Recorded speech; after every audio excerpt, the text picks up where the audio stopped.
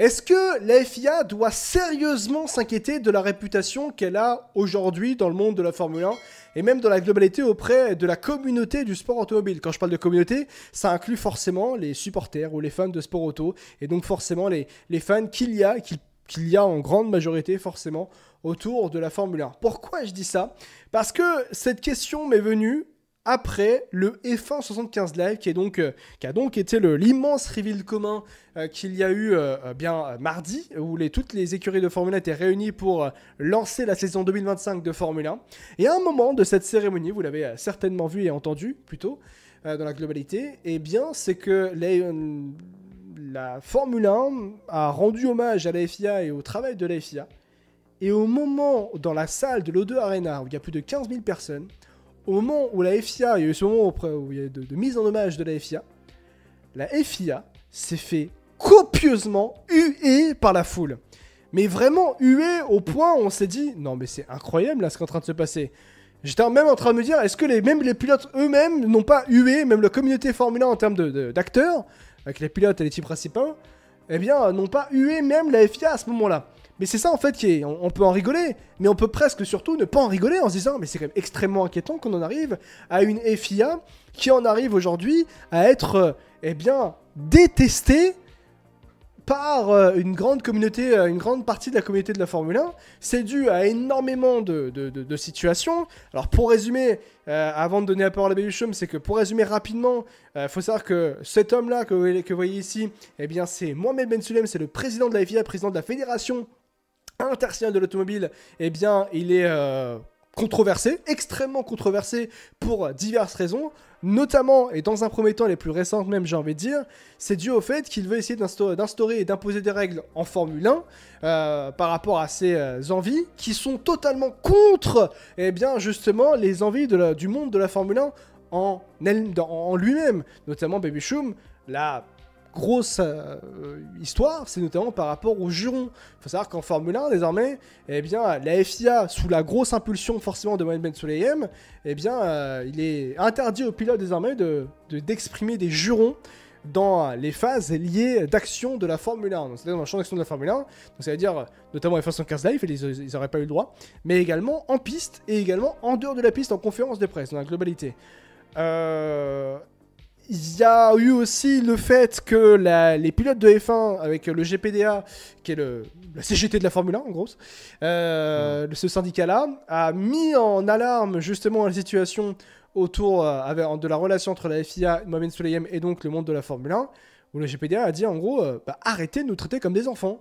Et ce à quoi a répondu Ben Sulayem, en gros, je vous dis que il explique que cet argent n'était pas leurs affaires et qu'ils devaient se concentrer sur ce qu'ils font de mieux, à savoir courir. Puisqu'en gros, le GPDA disait, alors on a beaucoup d'amendes. Pour être précis, en 2024, l'instance, la FIA, a récolté 270 000 €. Quand même énorme. Et en gros, le GPDA disait, mais où va cet argent? Les pilotes disent, où va cet argent? En gros. Et on sait toujours pas trop. Voilà, pour être honnête, on sait toujours pas trop. Et en gros, Ben Sulayem a dit, mais ils s'expriment, mais c'est pas leurs affaires, c'est pas l'argent, cet argent-là, c'est pas leurs affaires. Ils doivent se concentrer sur ce qu'ils font de mieux, à savoir courir. Bref, on va parler de beaucoup de choses parce que c'est pas seulement pour ça que Ben Sulayem est controversé, mais dans la globalité, est-ce que toi ça t'a choqué? Non, peut-être pas en mode choqué, en mode offusqué, mais plus choqué en mode ah ouais, là quand même la FIA qui se fait tellement huer durant les F1 75 Live, c'est quand même frappant. Voilà. Non, moi t'as bien vu, ça m'a fait rire. Oui, moi aussi ça m'a fait rire. Mais... Non, mais on récolte ce que l'on sème.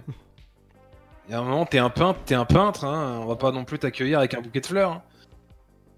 Tu prends des décisions plus ridicules sur ridicule. Il y a un moment, on va pas te prendre au sérieux et on va pas te soutenir contre vents et marées. Ouais.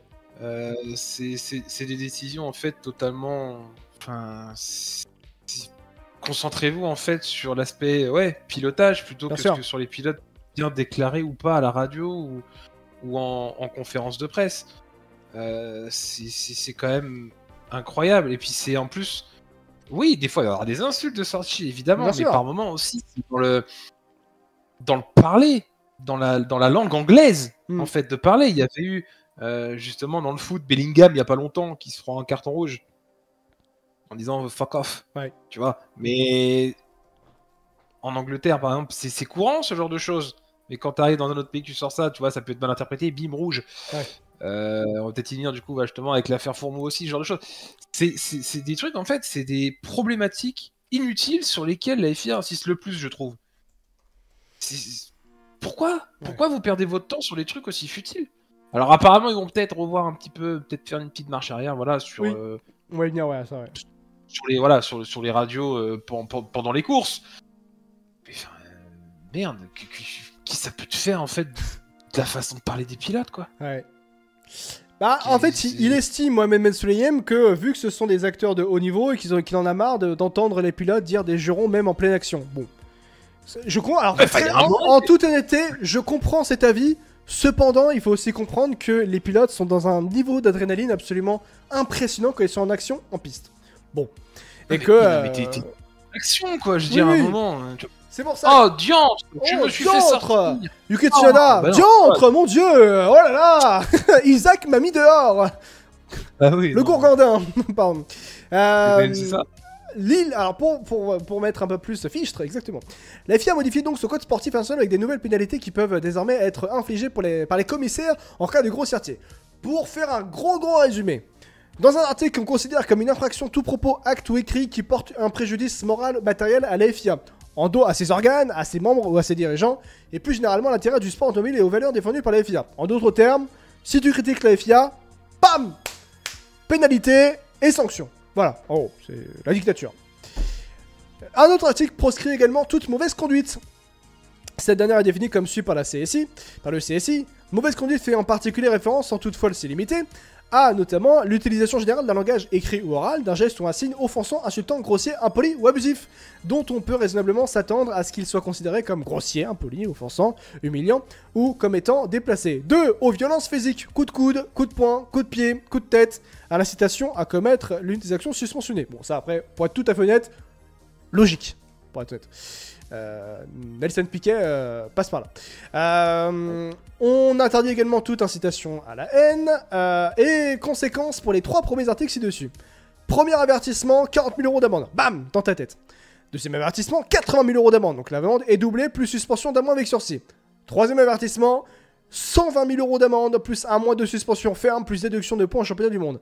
C'est violent. C'est très violent. Donc tu peux dire une insulte par-ci par-là, comme ça qui passe. Bam, dans ta gueule, 40 000 € d'amende. Vous vous rendez compte de ce que c'est 40 000 €? C'est ce que c'est l'Armina. non mais attendez les gars. Là on est quand même sur un niveau de... Waouh, c'est... Bah je savais pas à quel point c'était FIA au final. Ça a l'air d'être bien et vu, hein. Paradoxalement, tu dis ça, mais sache que la FIA, pour la première fois depuis 2021, selon Mohamed Souleyem, est positive dans les comptes. Oui. Tu m'étonnes avec ce niveau d'amende, effectivement que les caisses sont remplies.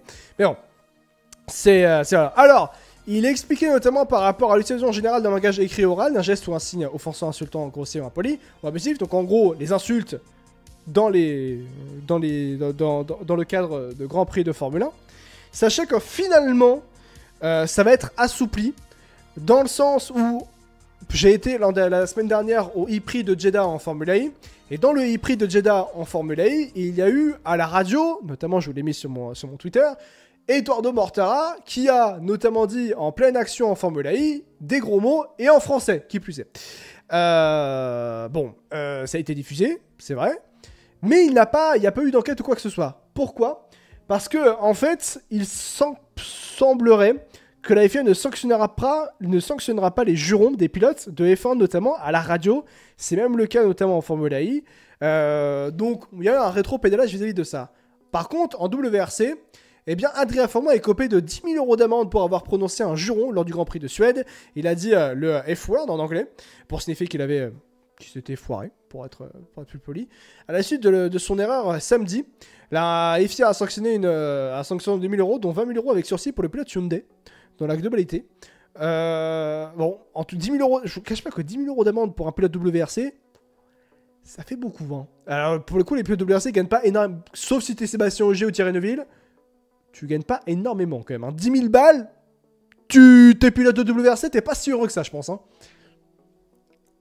On montre bien à quel point c'est ridicule. Ah ouais. Ça se passe de commentaires, je veux dire... l'article en lui-même fait tout. C'est débile, c'est d'un débile. Ouais, vraiment. Franchement, les mots nous manquent. Enfin, le mot me manque, moi. À un moment, non, mais tu te dis à chaque fois, de toute façon, qu'ils peuvent pas être plus cons. Mais si, ils arrivent quand même à hausser la barre. Ah ouais. À chaque fois, tu te dis, mais il y a un moment donné, ça va s'arrêter où, quoi? C'est quoi la prochaine étape? Bientôt, ils vont parler en langage des signes dans les briefings d'après-course. C'est comment? Et c'est pas fini. Tu vois pourquoi? Parce que il y a une Mohamed Souleyem qui continue. Article de Motorsports, assez récent, datant du 10 février 2025, donc nous sommes le 20, donc c'était il y a 10 jours. La FIA envisage de couper la diffusion des messages radio en direct. Ah là, les bras m'en tombent là. C'est-à-dire que là, le gars, il veut vraiment couper toute la vie de la Formule 1. Pourquoi c'est problématique cette proposition? Et c'est même d'ailleurs justement Carlos Sainz qui a réagi de la même manière en disant, bah en fait, faut savoir que le football, par exemple, on voit directement les joueurs. Enfin, ils n'ont pas d'équipement sur eux, mis à part le maillot. C'est pas un équipement, mais qui est un maillot, quoi, tu vois, en gros. Et en fait, on voit leurs émotions. On voit la manière dont ils réagissent. La Formule 1, s'il n'y a pas de radio qui sont diffusées à la télé, c'est peut-être dur ce que je veux dire, mais on voit juste des fins qui roulent, quoi. On voit juste des Formule 1 qui roulent sans émotion. Les radios apportent de l'émotion, même, j'ai envie de dire. Mince. Là, il nous dit, non, on va peut-être arrêter de diffuser les messages radio en direct. Oui, bah allez. Vous savez quoi, la prochaine fois, on arrête de diffuser la Formule 1 et on les laisse courir entre eux, quoi, c'est tout. Voilà. Je pense que les pilotes, là, au bout d'un moment, ça commence à faire beaucoup. Pour eux, ils vont commencer à faire une bonne rébellion. Faut savoir que depuis toutes ces déclarations-là, et depuis notamment ce que vous voyez là, ce que j'ai mis ici, qui est un article qui est sorti de la FIA de 23 juin 2025, le GPDA n'a pas réagi, donc la CGT de la Formule 1, je le disais, n'a pas réagi. Mais comment, moi, Mohamed Souleyem, vous savez quoi, je vais mettre tout transparent, je vais lire sa déclaration. Est-ce qu'on continue sur notre lancée en coupant désormais les communications radio en direct? Peut-être. Est-ce qu'on retardera leur passage à l'écran? Peut-être. Il y a beaucoup de choses sur lesquelles nous allons travailler avec nos promoteurs. Nous sommes toujours les propriétaires du championnat. Il aime bien le rappeler, ça, quand même. Hein.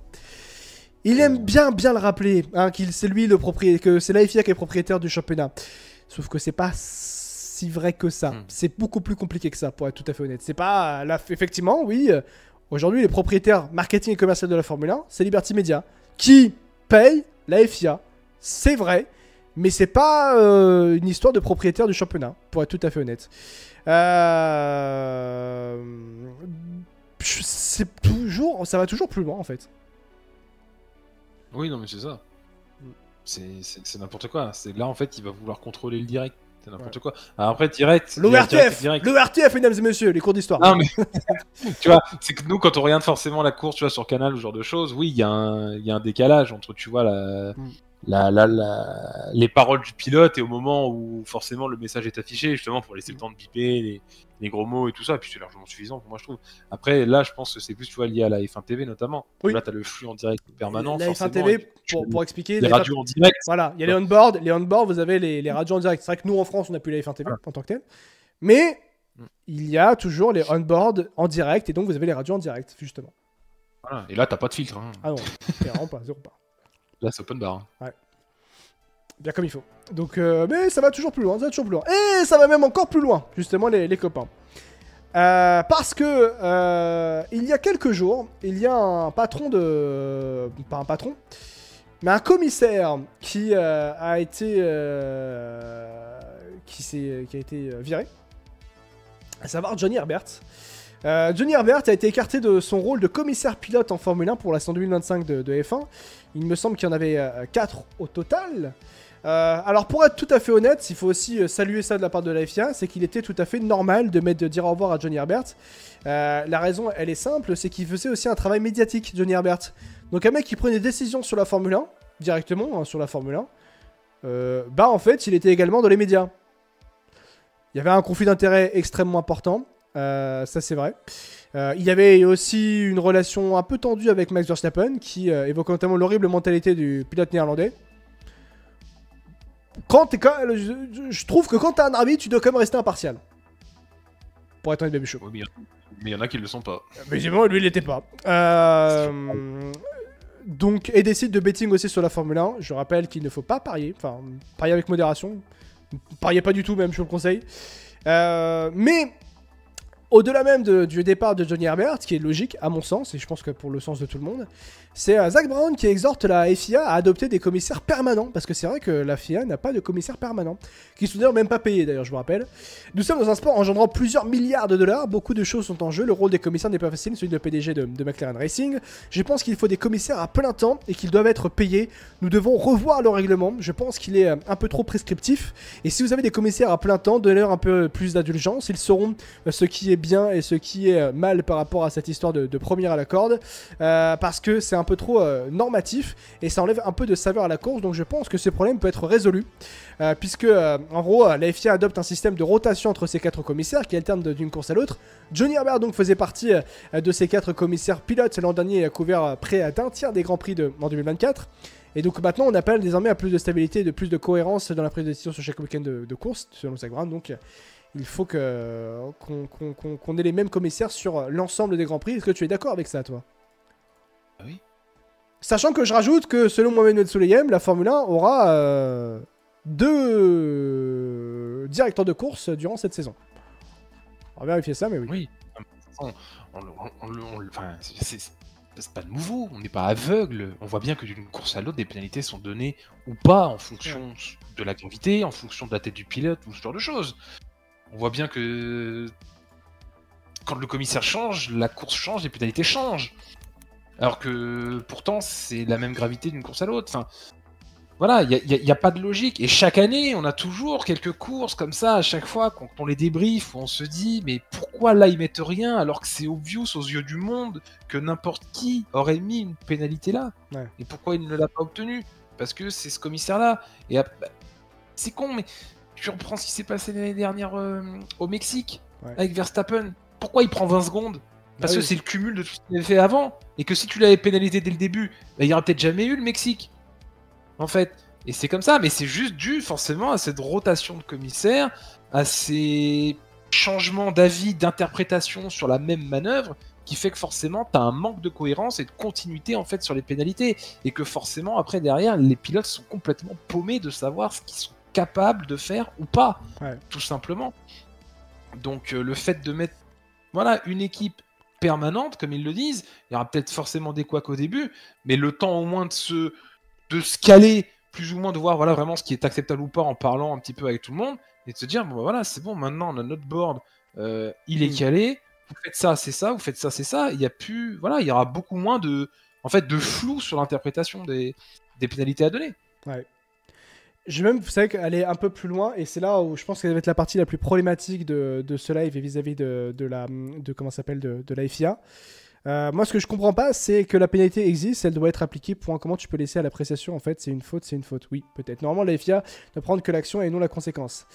Ce que je veux dire, parce que c'est un peu plus compliqué que ça. C'est le cas, mais ce que je veux dire, c'est que c'est peut-être là la problématique du live qui est du coup la plus problématique.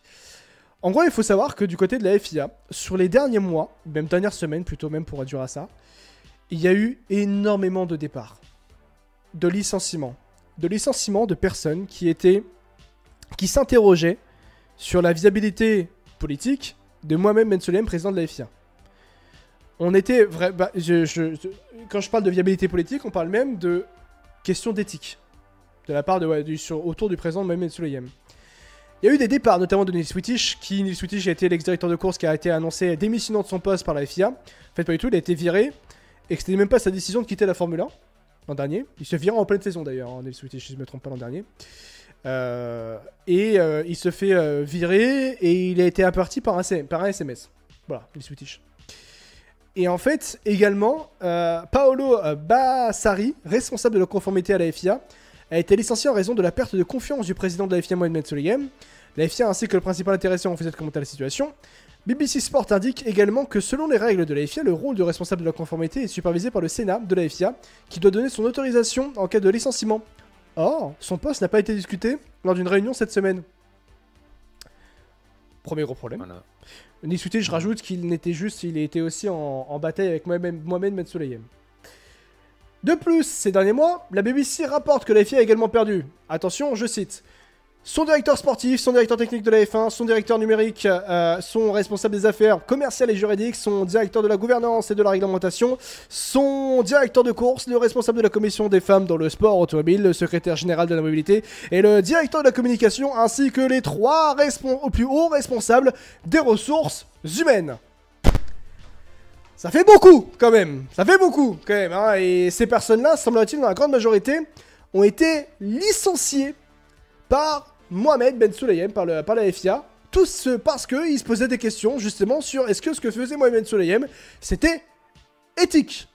Ce n'est pas peu tout ce qui est en train de se passer à la FIA. C'est même dramatique, au-delà même des conflits qu'il peut y avoir avec le monde de la Formule 1 dans la globalité.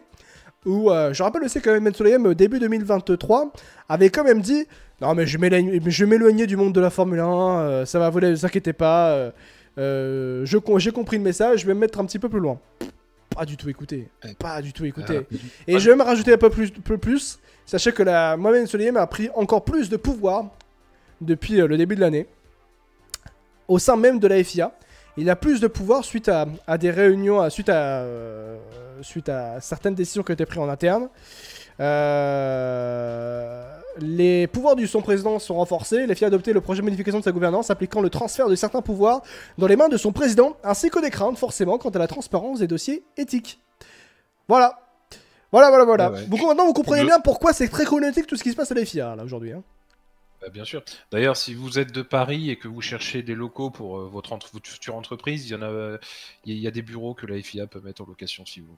Il y a beaucoup d'espace de libre maintenant. Bah, il n'y a plus personne. Donc, oui, voilà. Si tu veux des tu vas au siège de la FIA, hein, ils vont t'enfiler un bureau, il n'y a pas de problème. Hein. Ouais. Tu vois, mais oui, ça montre bien là, la problématique en fait de Ben Sulayem en fait depuis quelques temps. Effectivement, il y a eu des bonnes choses de faites, mais il y a quand même énormément de négatifs. Beaucoup plus même de négatifs que de bonnes choses de faites. Et ça, c'est ultra problématique. Ça dessert l'image de la FIA, ça dessert sa propre image. Et ça fait pas forcément du bien, en fait. Tu parles plus en polémique de la FIA qu'en bien. Ouais. Pas normal. Ouais. C'est clairement pas normal. D'ailleurs, cette saison, on soutient forcément avec les pilotes. C'était une propale que je m'étais faite. Cette année, moi, si j'ai envie de sortir un juron sur l'action d'un tel ou tel pilote, je dirais que ce sera un Mohamed. Voilà. Mohamed Ben Sulayem. Non, mais voilà. Espèce de Mohamed. Voilà. Tu vois, comme ça, au moins, je serais pas inquiété. En soutien envers les pilotes. Je rajoute par rapport à Mohamed Ben Sulayem qu'il a été accusé par une source anonyme mais interne à la FIA d'avoir interféré dans le résultat du Grand Prix d'Arabie Saoudite 2023. Ce dernier a également été accusé d'avoir incité les responsables de la FIA à ne pas certifier le circuit de Las Vegas pour son Grand Prix inaugural l'année dernière. Les 2 plaintes d'ailleurs ont été rejetées, il faut le dire. La BBC affirme également que Mohamed Ben Sulayem a été confronté à des questions concernant les finances de son bureau privé, l'établissement d'un fonds du président de 1,5 million de dollars pour payer les clubs membres qui votent pour le président de la FIA. Là encore des accusations qui n'ont pas été retenues. Ça fait beaucoup de choses. Je dis pas que c'est bizarre, je trouve ça simplement curieux. C'est tout ce que je veux dire. Il y a beaucoup de choses envers Mohamed Ben Sulayem quand même. Bref, normalement je crois que Mohamed Ben Sulayem, son fin de mandat c'est 2027. À me confirmer ça dans le chat. Mais quoi qu'il en soit, aujourd'hui, oui la Formule 1, ou du moins la FIA, doit sérieusement s'inquiéter pour sa réputation. Parce que au-delà même du F75 Live et de... Enfin, du moins, tout ce qu'on dit là, c'est résulté par, justement, le fait que la FIA se soit fait sacrément et copieusement huer lors du F75 Live. Et ça, c'est dramatique, quoi, quand on se dise, quand même, Baby Chum, pour notre sport dans la globalité, de voir une situation aussi dramatique. Oui, mais comme je te l'ai dit, on récolte ce que l'on sait. Ouais. Voilà, c'est forcément la conséquence de tous leurs choix aussi débiles les uns que les autres qui ont conduit forcément le public à agir comme ça. Et c'est en aucun cas en fait surprenant. Ouais. C'est en aucun cas surprenant. C'est pas forcément à encourager ou quoi, mais sur un événement comme ça, au moins ça te pose un message de dire bon, ok, on est peut-être un peu dans la merde, on a peut-être un petit peu forcé sur la prise de décision, mais voilà, tout simplement, ça montre que ce qu'on aime nous, c'est ce qui se passe en piste. Ouais. Et que bah eux c'est des peintres. Je dis, bon, faut dire ce qu'il est quoi. En tout cas Ben Sulayem tient en respect pas beaucoup de personnes visiblement. Et puis quand t'es au pouvoir, ça dépend des gens, mais t'en as certains au pouvoir quand ils le sont, ils veulent pas le lâcher quoi. Donc quitte à prendre voilà des décisions ultra polémiques, et bah c'est ce qui se passe. Donc forcément, la FIA se fait siffler, mais c'est voilà, c'est plus, à mon avis, tu vois, Ben Sulayem. Oui, c'est plus Ben Sulayem. Ouais. Elle-même, tu vois, c'est ça. C'est comme ça pour la chose. C'est vrai, c'est vrai. On verra comment les choses évolueront au niveau de la FIA et certainement que le GPDA va s'exprimer d'ici quelques jours autour des dernières annonces de la FIA, autour des jurons, ça c'est sûr et certain. Et aujourd'hui, la FIA est toujours a une réputation assez exécrable. En espérant que les choses s'améliorent, ça voudra dire que peut-être Mohamed Sulayem n'est plus président de la FIA. Mais bon, on verra comment les choses évolueront, bien sûr, les amis.